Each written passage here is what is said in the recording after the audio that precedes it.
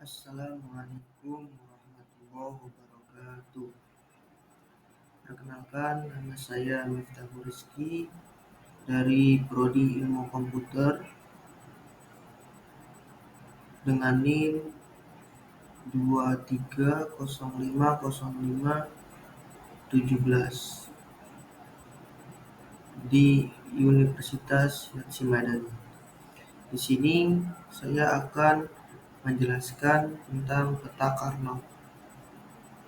Apa sih peta Karnaug itu? Atau Kamap adalah alat visual yang membantu dalam menyederhanakan ekspresi boolean. Kamap memungkinkan referensi grafis dari fungsi boolean, memudahkan identifikasi dan penggabungan suku-suku yang berdekatan. Peubah pada peta Karnaug, yaitu peubah input. Ada inputnya, yaitu peta Karnaug menggunakan peubah input atau variabel untuk mempresentasikan fungsi boolean. Setiap peubah memiliki dua kemungkinan nilai, yaitu 0 atau 1, yang mencerminkan keadaan false atau true. Jadi nggak bisa huruf angka-angka lain seperti 2, 3, dan seterusnya. Ada lagi jumlah peubah input menentukan ukuran peta Karnaug.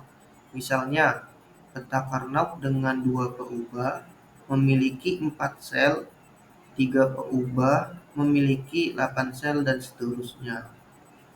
Terus ada pengkodean sel. Setiap sel dalam peta Karnaug diberi kode unik berdasarkan kombinasi nilai peubah input yang membantu dalam identifikasi dan memanipulasi fungsi boolean itu tersebut.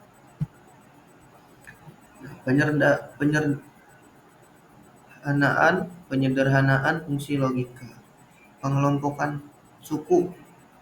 Peta Karnaug memfasilitasi pengelompokan suku-suku yang berdekatan dalam fungsi boolean. Suku-suku yang berdekatan dapat digabungkan untuk menyederhanakan ekspresi.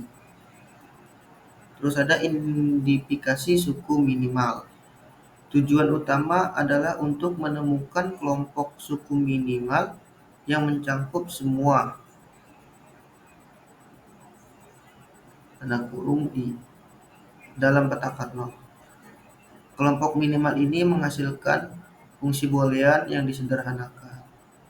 Yang ketiga yaitu ada implementasi. Ekspresi boolean yang disederhanakan dengan menggunakan peta Karnaug dapat diimplementasikan menggunakan gerbang logika yang mengurangi kompleksitas dan biaya sirkuit. Lanjut, ada langkah-langkah menggunakan peta Karnaug. 1 itu langkah pertama buat petanya. Tentukan jumlah peubah input dan buat peta Karnaug sesuai ukuran. Misalnya kita mau berapa input atau berapa peubah, misalkan 2, 3, ataupun 4. Langkah kedua itu isi petanya. Tentukan nilai fungsi boolean untuk setiap kombinasi peubah input dan isi sel peta Karnaug dengan 1 atau 0. Yang ketiga yaitu langkah kelompokan, yaitu suku-suku yang berdekatan. Pastikan setiap satu termasuk dalam minimal satu kelompok. Nah, langkah keempat yaitu tulis ekspresi. Tulis ekspresi boolean yang disederhanakan berdasarkan kelompok yang telah diidentifikasi. Nah, ini ada contohnya, itu contoh kasus dengan 4 peubah.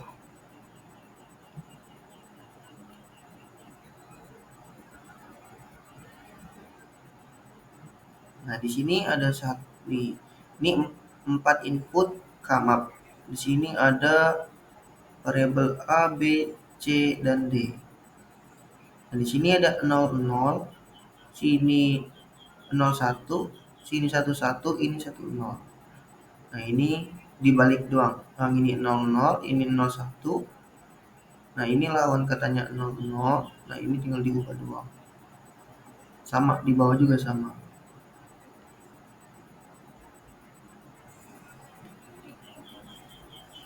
Ini kenapa kok dia bisa 1, ini 0, ini 1, ini 1, ini 0, ini 1, ini 1, ini 1. Cara tahu kalau ini 1, ini 0, itu dari mana? Nah, ini kita dari sini. Ini A-nya 0, ini sampai sini berurutan. A0, B0. Ini kita cari A dan B0, berarti ini A dan B0, C dan D0, berarti C dan D0 sama dengan 1. Hasilnya 1. Berarti ini 1. Terus 0, sama kita cari lagi. AB itu ABC 0, kita lihat A itu yang sebelah kiri, B sebelah kanan.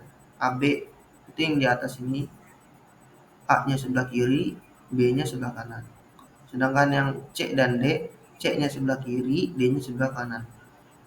Ini yang kedua, ABC-nya 0, ini AB 0, sini C-nya 0 mana? Ini berarti D-nya 1, berarti ininya 0. Hasilnya 0 di sini. Berarti ini yang kedua. Terus ada lagi AB-nya 0, C1, D0. Kita cari lagi. AB-nya 0, C-nya 1, D-nya 0, berarti di bawah. Berarti ini dia 1. Dan sampai seterusnya kita cari seperti itu. Nah, ada manfaat peta Carnot. Manfaatnya itu penyederhanaan, memfasilitasi penggabungan suku-suku berdekatan dalam fungsi boolean, menghasilkan ekspresi yang lebih sederhana dan efisien, jadi lebih mudah. Yang kedua, implementasi ekspresi boolean yang disederhanakan dengan peta Carnot dapat diimplementasikan dengan lebih mudah menggunakan gerbang logika, jadi lebih efisien lah, nanti lebih tergambarkan.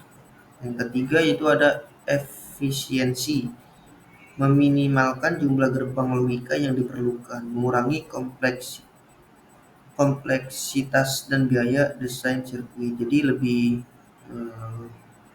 lebih irit, lebih singkat.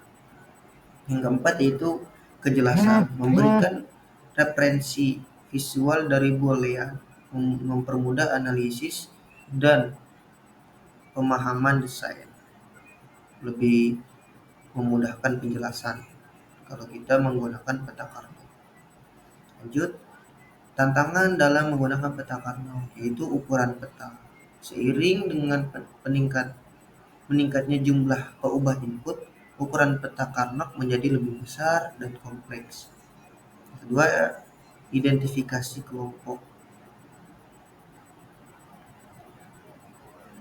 Itu suku minimal yang optimal dapat menjadi kompleks, terutama pada peta Carnot yang besar. Kesalahan dalam pengisian atau pengelompokan peta Carnot dapat menyebabkan ekspresi boolean yang tidak akurat. Jadi petanya satu salah itu menjadi tidak berfungsi. Satu kotak itu salah, berarti yang kotak sederet itu berarti tidak berfungsi. Kesimpulan dan saran, peta Carnot merupakan alat yang berharga dalam penyederhanaan ekspresi boolean. Memahami penggunaan dan batasan peta Carnot sangat penting untuk desain dan analisis sirkuit digital. Di era elektronik yang kompleks, mengoptimalkan desain sirkuit dengan alat-alat seperti peta Carnot menjadi semakin penting.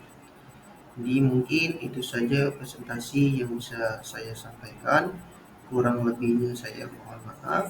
Apabila ada kata-kata yang kurang berkenan atau tidak dimengerti, saya mohon maaf karena saya masih dalam proses belajar. Saya akhiri. Wassalamualaikum warahmatullahi wabarakatuh.